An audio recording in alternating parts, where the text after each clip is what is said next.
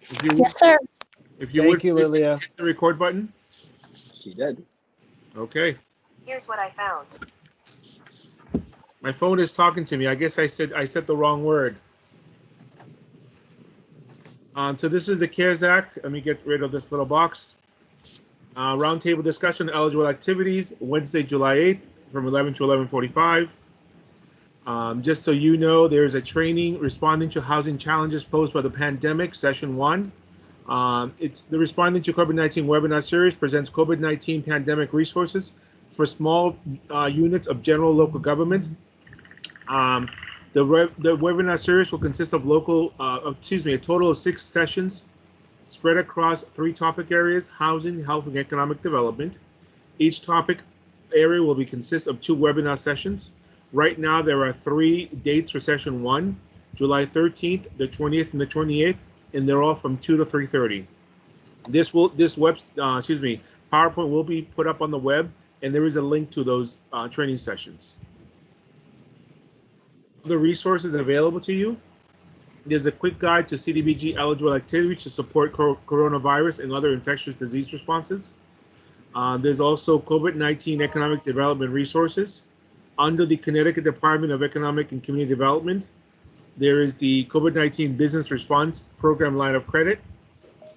Under the SBA, the Small Business Administration, there's the SBA Paycheck Protection Program, the Small Business Debt Relief Program, Economic Injury Disaster Loans and Emergency Economic Injury Grant Program. There's a fact sheet, SBA Economic Injury Disaster Loans, Express Disaster Bridge Loan Program, Guide to SBA Coronavirus Loans and Relief Programs, and there are other resources such as the Federal Reserve Main Street Lending Program and the Connecticut Manufacturing Innovation Fund Voucher Program. So those are just some of the resources available to us.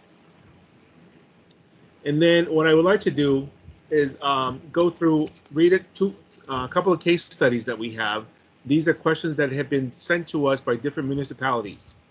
So the first one is, the town is currently negotiating a deal to lease with an option to buy the site of a former bank branch next to the town hall to be used as government drive-through of sorts, allowing residents to pay taxes, get dog licenses, or apply for permits while adhering to social distancing guidelines as a result of COVID-19.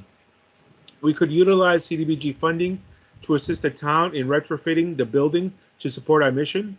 One of the eligible activities in your quick guide is providing equipment, supplies, and materials necessary to carry out a public service. This would obviously be a great public service to our residents to make it an easier process to get approvals and items from town without requiring someone to leave their vehicle. Would this be considered an eligible activity to support the COVID-19 response? Miguel, would you like to answer that, please? Yes, and I'd like to welcome the other attendees who just came in. We have a small group today, so we will try to answer all of your questions and give you the one-up on how to be successful in getting our CDBG code. Can we have those new folks identify themselves? That would be great. Yes, I believe if I'm looking at the participants, I have a phone number 203-227-7382.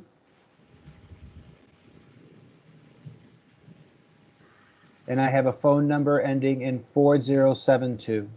Can you hear us okay? Yeah, they have to press *6 to unmute themselves to talk. Yeah, it doesn't look that they're muted though. But if you're listening in, just know that you are 2 of 4. So we are going to have a lot of time to be personal with regards to your questions as well. But we wanted to provide these case studies for conversation and for education purposes. So to get to the point on case study number 1, the answer is no. It's unfortunately not an eligible activity. The reason being is that the banking building and having a drive-through, the primary purpose of that is to provide not public services, but to provide general government services. So even though it's open to the public, doesn't really correlate to public service activities. The majority of the activity, well over 90%, was to just do local government business. So that would not be an eligible activity. Now, if they in the future would like to make that more accessible, they could apply for normal CDBG funding rounds.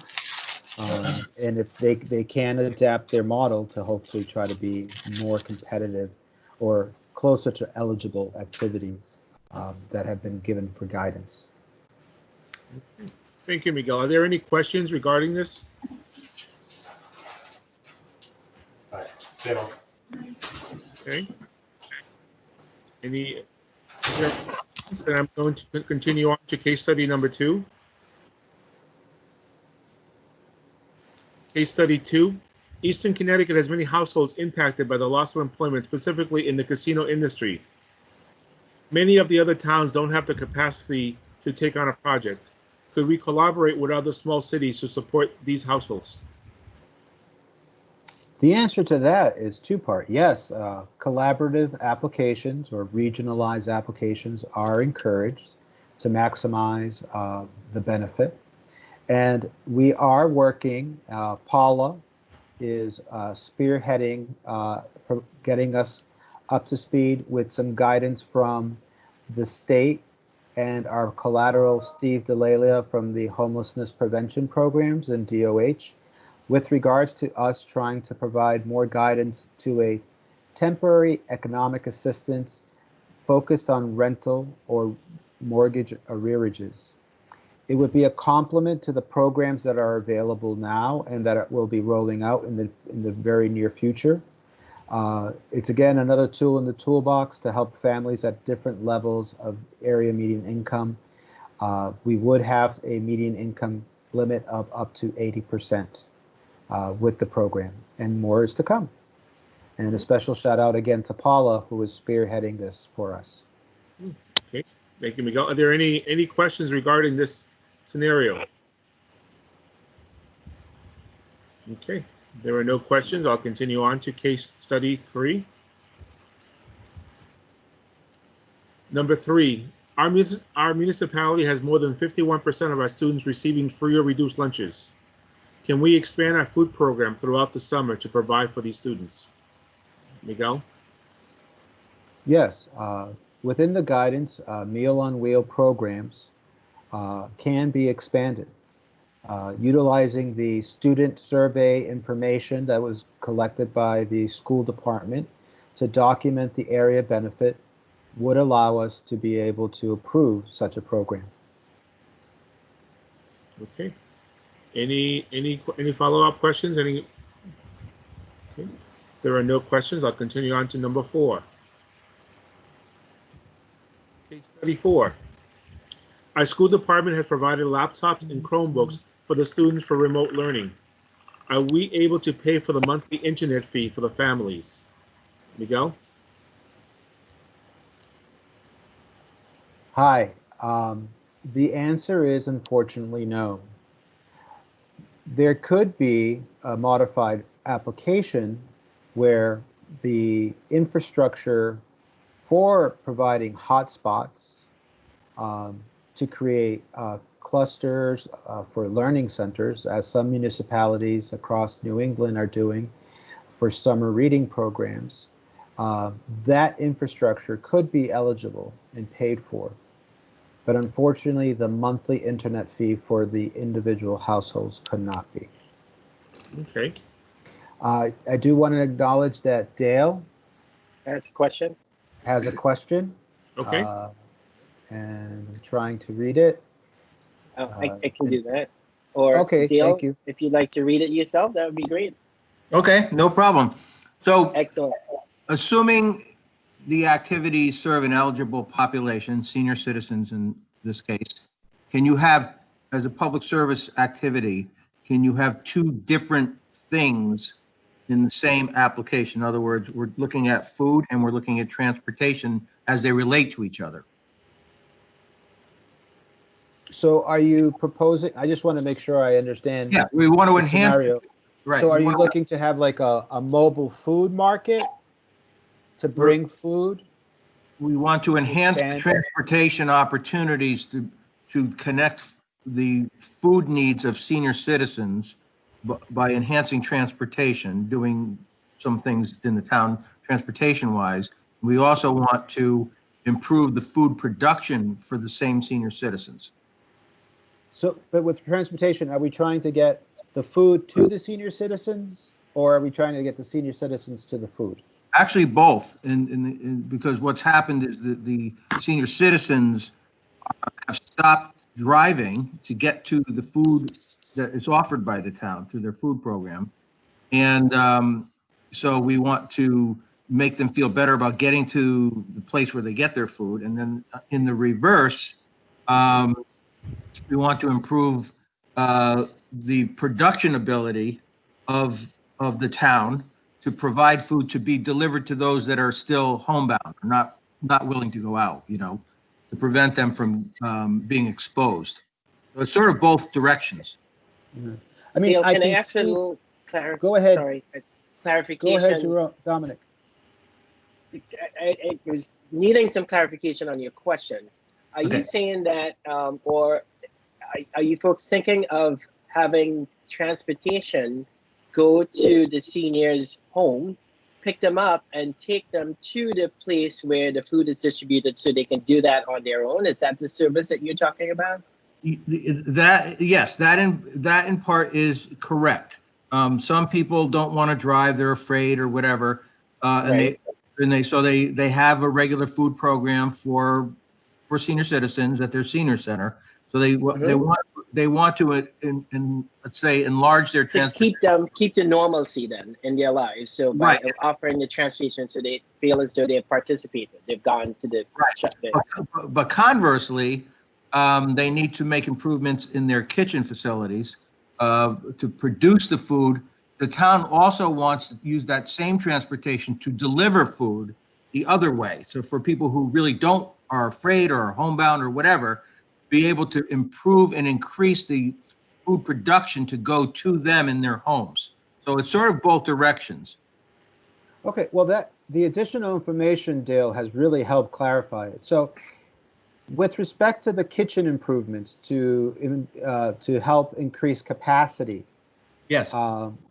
that seems very reasonable and falls very in line with preparing, preventing, and responding to COVID. Right. The piece about the transportation, to in where I come from, we have food mobiles.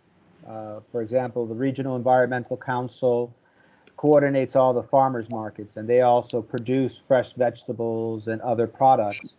And they have a food mobile that specifically targets all of the public housing locations throughout the city and the county to be able to bring those fresh produce to those locations. So, not knowing the community, is there a cluster that is being serviced that could benefit for specifically like a food mobile, so they can go out a couple times a week to provide those resources and also deliver meals? Yeah. I'm only concerned about the bringing people to the senior center because of concerns of COVID and sanitation. Right. Well, so the answer is there may be locations. Obviously we're still working on the application, but I think in the minds of the town, they were bringing the food to their homes more than a location. And also part of the transportation improvements is to take an existing vehicle and modify it to make it safer. That's part of what they want to do. There'll be obviously some technical things in the grant application that would show that they were making an existing vehicle safe and obviously reduce the number of people that can be on the van. I think it's called a van instead of a bus. So it's a van. Okay. It's a van. Right. So they would. So I think in their minds they wanted to bring the food to their homes, the senior citizens' homes. But also the other way, what you're talking about is they want to prevent, in the parlance of what we're trying to accomplish here, prevent a problem by modifying and making the van safe for transportation to the senior center if they choose to go that way. With multiple users at the same time. The kitchen improvements, Yes. the delivery system improvements. Yep. The, the, the transportation to the senior center, that one's, I just don't, it's not completely clear in my head, but 2 out of 3 ain't bad.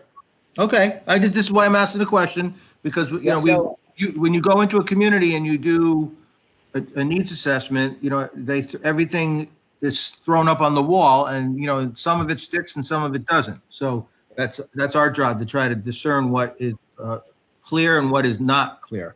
Yeah, and So HUD is Dale- providing more and more guidance, as you saw earlier, with additional webinars on the national level. So Right, this is right. a struggle that we all have Right. right now.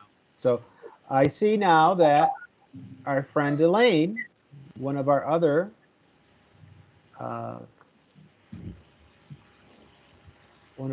guests today, has asked a few questions.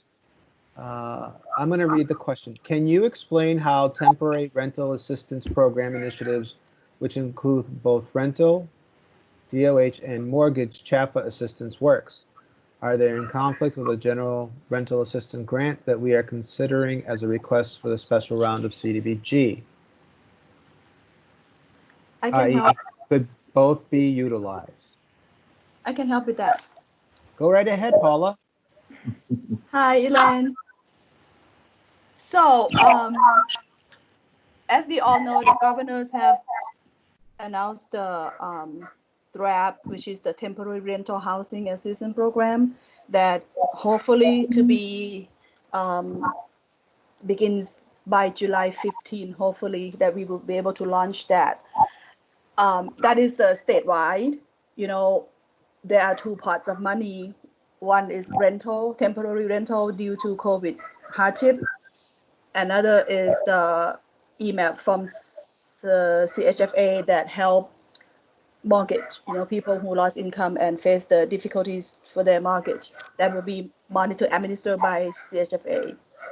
So there are a lot of guidance, eligibility guide to that program. The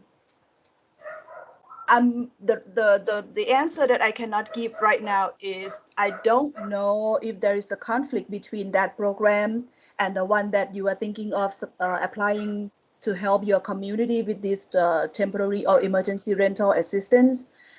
I can only say that the emergency temporary rental assistance through COVID, CDBG COVID, you can give only up to 90 days. You know, that will be available only up to 90 days. So if your community, you know, have people that lost income, lost job, and they need help with rent, we can only pay up to 90 days, but I'm not sure the maximum amount. You know, I have to look more into those, the time periods, 90 days, that I can tell. But I'm not sure if that will be conflict with the state draft program or not. That I have to look more and then talk more with the high up. The next Yeah. question, CDBG grants fund have to be used within the certain time period. Miguel, that one, I thought it's up to until December 31st this year, but I'm not sure. Ideally, yes, but it can't, we might be expanding that because of the COVID round 2 funds. So it might be through December 31st, 2021. 2021. But just to add to Paula's position, statement, from what I've seen from other states who have started a temporary economic assistance rental / mortgage / utility program, CDBG provides up to 3 months or 90 days. So the assistance amount can vary per household, or you could look at structuring it at a $4,000 cap. But we want to provide, you know, some flexibility, and I think we will allow for the 3 months or 90 days of rental or mortgage arrearage. Unfortunately, it's not a double dip type of scenario from what I've seen from other states and guidance from HUD. So if someone's receiving assistance from the ESG program that received $12 million for the state of Connecticut, and they provide a homeless prevention program which provides up to 3 months roughly of rental or mortgage arrearage, They can't do that and then also piggyback on the CDBG COVID. The hope is that, you know, where ESG median income ends at about 50%, CDBG can take up that balance up to 80%. So that we can provide, again, it's so we can provide assistance at various levels of AMI. Yeah, the eligibility criteria for the income part for ESG, they cap 60% and lower. But for CDBG, we go up to 80% and lower. So like in DRAP program, the temporary rental housing assistance, we have the criteria that make it 3 priority tiers, you know. So, oh, Michael is here. Michael is the owner of the DRAP program. Elaine is asking the question about the. I saw the chat. Oh, yeah. So that's why you come in to help us answer that question to Elaine. So we are finalizing the details on the temporary rental housing assistance payments program as we speak. Paula has been working in the program with us on certain aspects. In general, the program is intended to target a specific population group, at least out the gate, and that is people who've been denied unemployment. And that'll run for the first 4 weeks. After that, it'll be opened up to anyone who has a need and whose 2019 income was at or below 80% of the area median income. Obviously, for CDBG, it'd be targeting a deeper income group, 50% of AMI or below. And we are hoping to be working in conjunction with the Emergency Shelter Grants Program and their eviction prevention program, which again is also targeted at 50% of AMI. CDBG money, if you wanted to craft a program, we would suggest is prospective as opposed to retroactive. That is, if they have an arrearage problem, CDBG is not going to be able to help them. But if you foresee a problem, for example, in August, when the pandemic unemployment assistance ends, that's the extra $600. Some people will run into a problem. And if you know in your community that is a problem you want to try to get ahead of, certainly you could use CDBG for up to 3 months, I believe, for temporary economic assistance for those households. And you need to think about it in terms of it is economic assistance. It's really not rental assistance. It's being used towards rent. You could target it such that you, the administrator, can make payments directly to landlords on behalf of those tenants. But from the CDBG perspective, it's temporary economic assistance. Okay. Our program is limited to $4,000, a maximum of $1,000 a month, and it's really going to be focused predominantly. It's going to cover arrearage. When you think about the population group that we're targeting, the vast majority of the money, with a maximum of $4,000, is going to go to serve people who are in arrears, but hopefully are either back at work or will soon be back at work. You have to have been denied unemployment. So that's a very finite and specific population group. CDBG grant funds have to be used in a certain period of time. Miguel can answer that one. What other caps or waivers of public service grants subject to? That's CDBG. Any other questions on our temporary rental housing assistance program that I can answer? Yes. Can you hear me? Yes. Okay. So I'm a little confused because, and perhaps you were talking about the TRHA. You had said that we have to be prospective. So you at first you said we can't do the arrears, and then the second part of your discussion. For CDBG, right, you're going forward. I'm looking for the forward. Rental housing assistance program, we are doing arrearage, and if there's any assistance cap available, we can also go forward for a period of time. But when we look at the population group that we're targeting, the majority of the money that we're going to be spending on the temporary rental housing assistance program, we believe, is going to go to cover arrearage. Okay. And so, Elaine, one of the reasons why looking forward is important is the environmental review. mhm, We yes, can't expend dollars prior to the environmental review being approved right. and put in place. So that is one of the factors. And there's a scenario, that case study we added today, Michael, that talks about the environmental review. Oh, good. Oh, great. So I guess my only other question in regard to what I just learned is, so the 90 days per household, I understand that with about $4,000 cap. That's Uh, our program. That oh, has that's- nothing to do with the 90-day period. With Okay. regards to $4,000 is CDBG, the temporary rental housing assistance program that the state is going to be launching on July 15th. Got it. Got It's it. not that- CDBG. I believe Yeah. that might be ESG as well as a cap. ESG does not, in fact, have a cap per Okay. se. But ESG, again, is targeted at a specific population group. I'll do real quick and dirty on ESG. 50% of AMI or below for someone who is actually facing an eviction.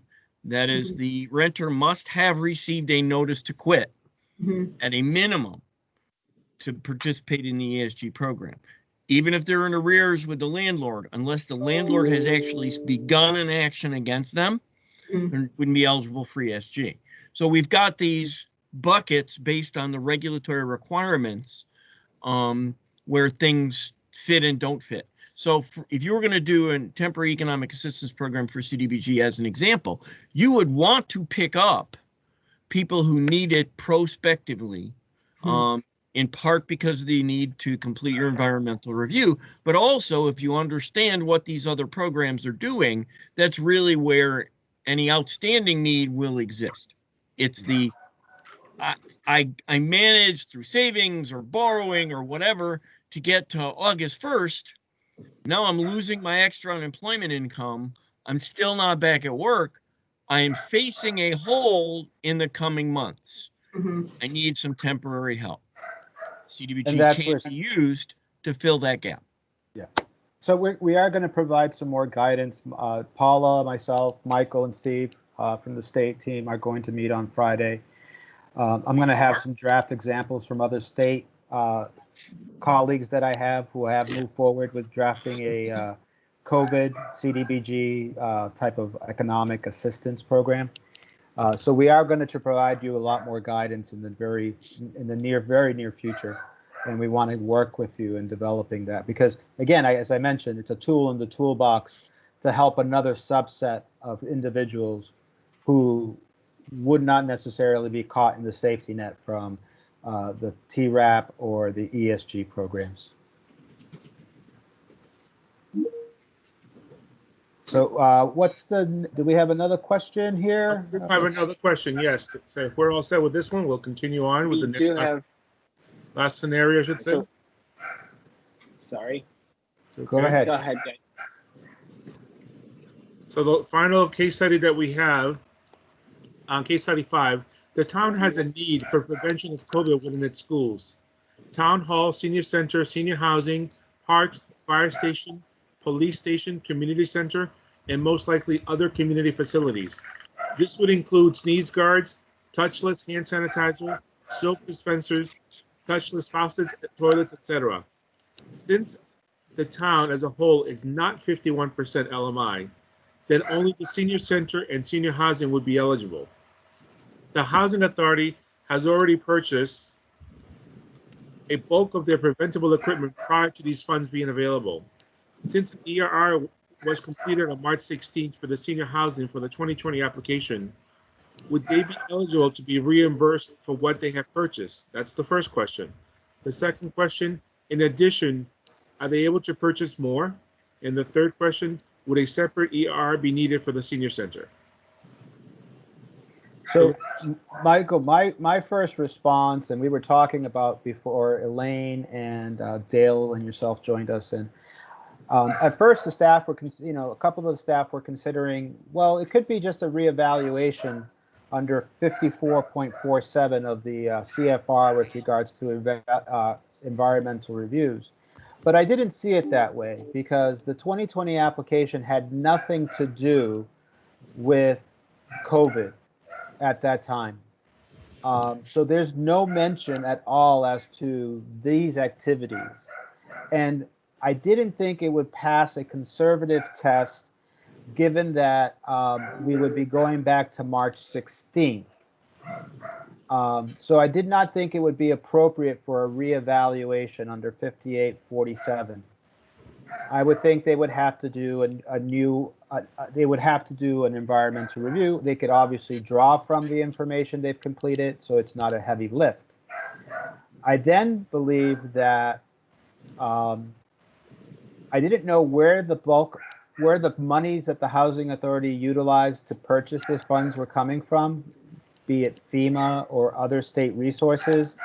So I would say they can buy more with regards to as a new COVID application, but we would want more information as to what exactly are they doing. Is it also sneeze guards, hand sanitizers, dispensers, and faucet upgrades?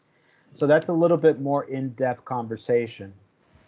In regards to the town facilities such as parks, fire station, police stations, community centers, I could see that some of the items such as the hand sanitizers, soap dispensers, the upgrades to the touchless faucets and toilets, that definitely meets the prevention, and I believe can move forward under public facilities for parks. I'm not in the community center, but I'm not so sure with fire station and police, but that would be the purchase of PPE type equipments, which could be eligible given the first responder nature.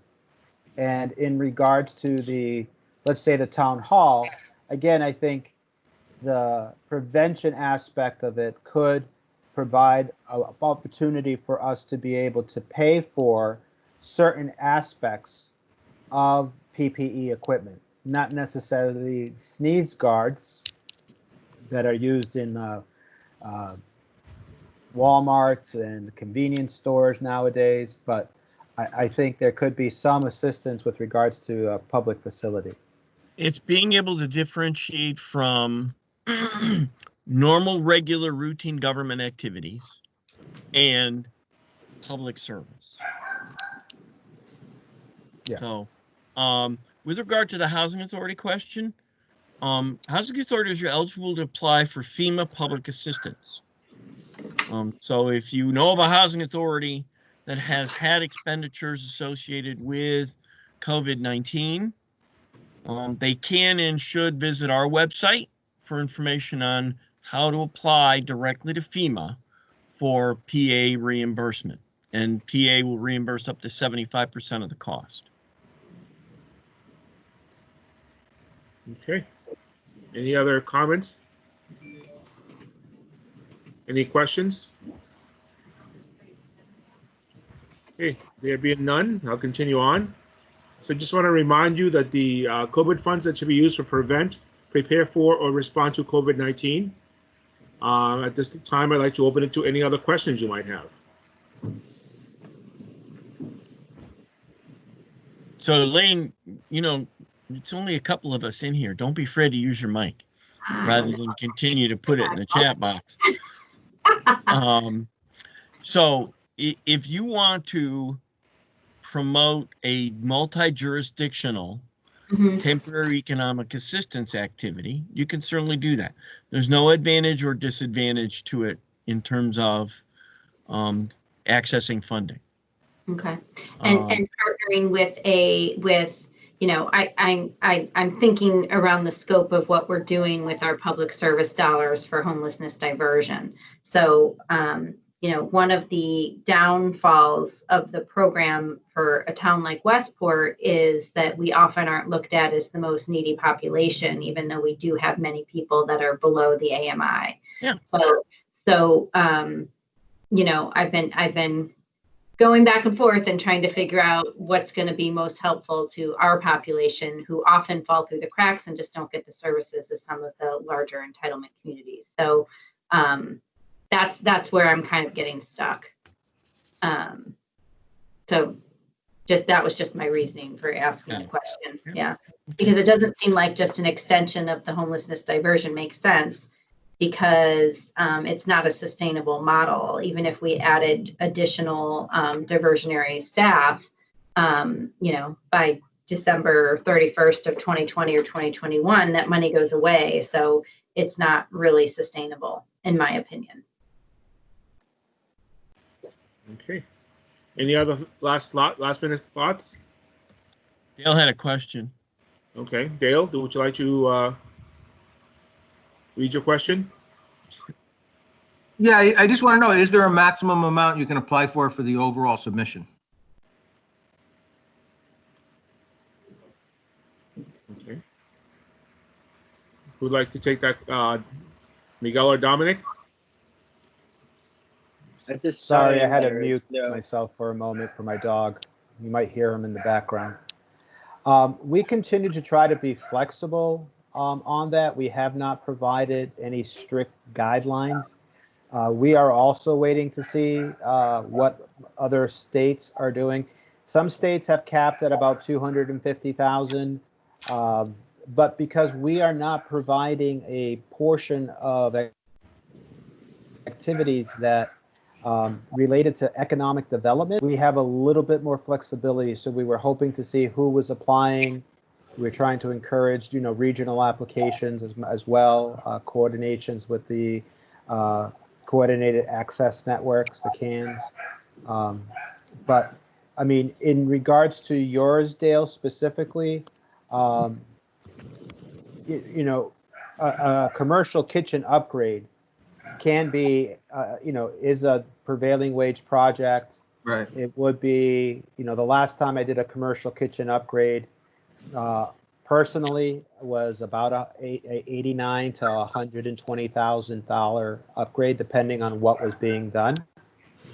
New freezers. I think one of the biggest costs is the fire suppression system. Does it have to be dry? Does it have to be wet? Does it have to be both? The ventilation of the stoves is also a very high cost item. So, it's an opportunity to try to do it right, and obviously try to keep in mind that we may need to negotiate a little bit. Okay. Thank you. You're welcome. Any other thoughts, questions? Miguel, just on Dale's question, so maybe I missed it. Did you say that he would need to do 2 different applications for the 2 different applications that he suggested for his project? Well, it's the senior center, Right. Yeah.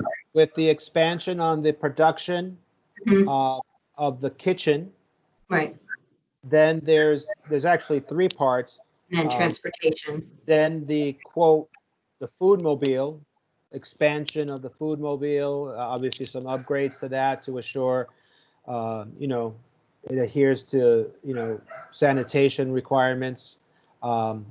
It's just going to be used for delivery for the most part, the food mobile. You might have some refrigeration things in there, I guess, I'm not sure, or heating kind of storage units. And then he was talking about potentially doing a transportation to the senior center. That would be a second application, but the food mobile, delivery, and the kitchen could be part of one integrated. Thank you. I think there's just so much of a cross relationship with that. Yeah. We can keep that to one with maybe 2 separate budgets just to keep track of it. Thank you. That's helpful, though. That's very helpful. Oh, thank you, sir. Any other thoughts or questions? Any closing remarks, Miguel? Well, I appreciate you all coming in today. I wish that we could have all the clarity ready for you to be able to give you clear answers, but unfortunately, you know how government is, and it's hurry up and then wait. But we're finally at the point that we are going to be getting more guidance along with yourselves available online through webinars. And I also want to mention, if you came in late, that we extended the application to August. Geraldo, was that August 15th or 22nd? The 22nd. 21st. 21st? Okay. 21st. In recognition to the feedback that we received from everyone with regards to, going through the process, the citizen participation. Michael, you had something to add? No, I was not waving to you. Oh, okay. Sorry. So we appreciate everyone's patience and going forward and learning through this process. We want to get the money out. We've learned from other activities in the past, like under the Obama administration, the Neighborhood Stabilization Program funds. Again, the sense of urgency to get those dollars out, and then the sense of urgency to try to backpedal and make sure that we covered all of our T's and our I's, because with NSP, they came back in a fury and asked for money back. So we are trying to be a little conservative as we're moving forward. Okay. Elaine, did you have another question? One last question. It might be two. So regarding the 2020, the regular CDBG funding applications that have already been submitted, do you know when we'll receive that feedback? Because I'm curious about how much I have to do with my environmental review for this special round. So I just want to be sure I'm on track before I go too far down the road. Do you know when that might be?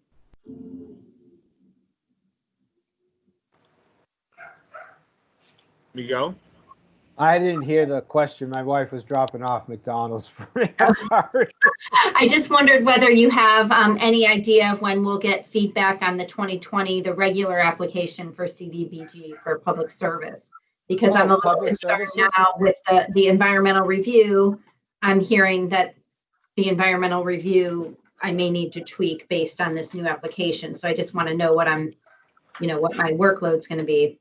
Oh, okay. Well, with regards to public service activities, and Paula, you can jump in because Paula was spearheading that review process for us as a team.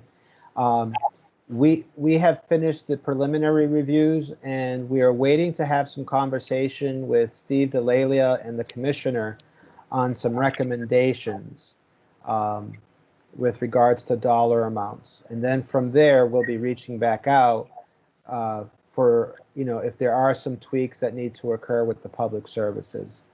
Okay. Okay. And do you anticipate? Yes. Go ahead, Paula. Do you mean the ERR for the 2020 application that you already submitted back in May? Correct. So I think Jerome looked at that application, but what was the question again? I guess I'm just wondering two things. When do you anticipate getting back to us on the 2020 application to make sure that it was on point and that it was what you were expecting? Because as I hear that we may need to do an additional environmental review based on this special funding application, I would just want to know that I got it right the first time so that I don't make an assumption that no work needs to be done on the environmental review prior to the August 21st deadline. Oh, the environmental review for the shelter diversion that you already submitted, and now you are thinking about submitting this application and see if you can use that. The same environmental review. That was my hope. Or my impression. No, you'd have to do a new environmental review. Right, because it's you were talking considered about two doing. separate. Yeah, the activity you're talking about is a rental assistance, in a sense. So, Okay. but it's going to take you. It should activities. take you no more than 3 hours, Right. and that's with interruptions and lunch. All right. Should not take- And take a long lunch time. we have the sample documents in Word. Yeah. So they're all, it's all copy and paste and check boxes. So if you want us to review it, you can send it up to us. And regarding the August 21st deadline, let's say we get the application in, I'm going to get mine in first, just so you know, because I want the prize.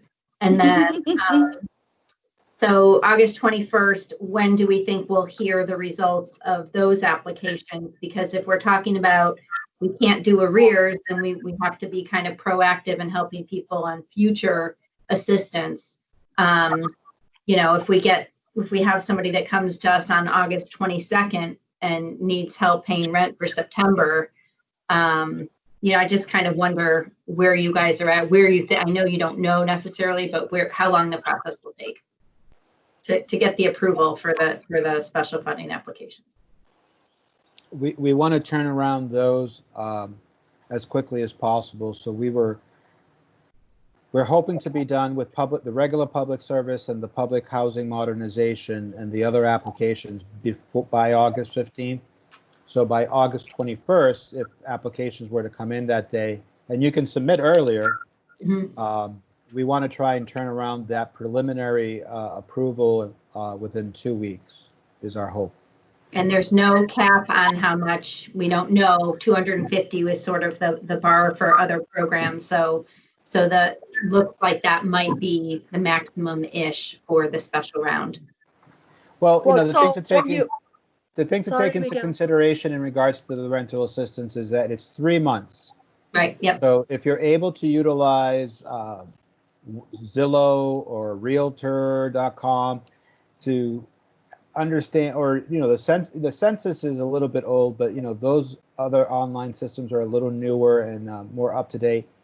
You can determine what your average rent is and Yeah. your average, so Yeah. that way you can kind of say, well, you know, the average rent is going to be $5,400, $1,800 a month, and maybe Yeah, you you want to can be do- able to support them 100%, or you want to support a portion of that. But then you say, okay, well, how many households do we want to help? You know, Right, a realistic number. So you have to do the survey to think of how much rent that you're gonna be to cover, and then it's only go up to 3 months, and then you have to make decision of how many people you want to serve. You have to put all that in the plan. So you might want to make a cap yourself that you are going to help per family up to 1,000 for 3 months. So the max for each family will be 3,000, for example. You know, so you have to put that on your plan with all the survey that you have. Okay. I mean, you're looking to provide it to the county within the same area region as to your homelessness diversion. Not necessarily. Not That's what necessarily. I'm looking at, one or the other. I'm not sure yet, because we don't always benefit as much when we look at the county wide. I'm looking to provide more support for our municipal, our Oh, okay. residents. So, okay, thank you. And the application is a letter, so it's not really a letter, it's a plan. Right. Okay. Right. Right. On the town letterhead, it's just a, you know, brief plan it. of what you want to do, and then, yeah, process. Some The statistics. other items that will come around, the other items that will come around will be a lot of what you put together for your homelessness diversion Right, yep, document. So you'll be able to pull from those documents. wonderful. Thank you for your help. This has Oh, been you're great. I love the attention. It's great. Great ratio. One-on-one attention. So It's great. Love we'll it. just call this round table with Elaine is what we're I going to call love it. I love it. Start our traveling act With together. a special guest from Dale. Yes. it. Yes. It was much more low maintenance than I was. Okay, so if there are no other questions, I want to say thank you for participating. I'm sure we answered your questions. This is great for the two of you who were able to basically get an audience, a private audience. So with that, Lilia, if you could please stop recording, or whoever's recording, and we are all set. Thank you very much for joining us.